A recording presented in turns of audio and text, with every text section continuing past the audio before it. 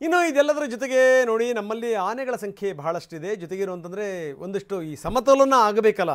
ಹೀಗಾಗೇನು ಅಂತಂದರೆ ನಾವು ಒಂದಷ್ಟು ಆನೆಗಳನ್ನು ಬೇರೆ ಬೇರೆ ರಾಜ್ಯಗಳಿಗೂ ಕೂಡ ಕೊಟ್ಟಿದ್ದೀವಿ. ಪವನ್ ಕಲ್ಯಾಣ್ ಬಂದಿದ್ದರು, ಆ ಕಡೆಗೆ ಆಂಧ್ರ ಪ್ರದೇಶದ ಪರವಾಗಿ ಉಪಮುಖ್ಯಮಂತ್ರಿಗಳು. ಅವರಿಗೆ 6 ಕುಮ್ಕಿ ಆನೆಗಳನ್ನು ಕೊಡಲಾಗಿದೆ. ಕುಮ್ಕಿ ಆನೆಗಳು ಅಂತಂದರೆ ನಿಮಗೆ ಗೊತ್ತಿದೆ, ಈ ದಸರಾದಲ್ಲಿ ಈ ಮೇನ್ ಆನೆ ಏನು ಅಂಬಾರಿ ಹೊರತಿರುತ್ತಲ್ಲ, ಅಕ್ಕಪಕ್ಕದಲ್ಲಿರುವಂಥ ಕುಮ್ಕಿ ಆನೆಗಳು ಜೋಡಿಗಳನ್ನೇ ಕೊಟ್ಟಿರ್ತಾರೆ.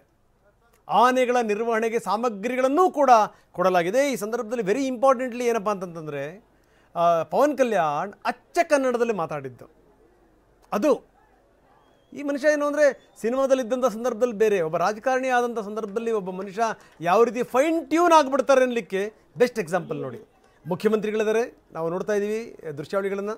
ಉಪಮುಖ್ಯಮಂತ್ರಿಗಳಿದ್ದಾರೆ, ಜೊತೆಗೆ ಅರಣ್ಯ ಸಚಿವ ಖಂಡ್ರೆ ಅವರು ಕೂಡ ಇಲ್ಲಿದ್ದಾರೆ.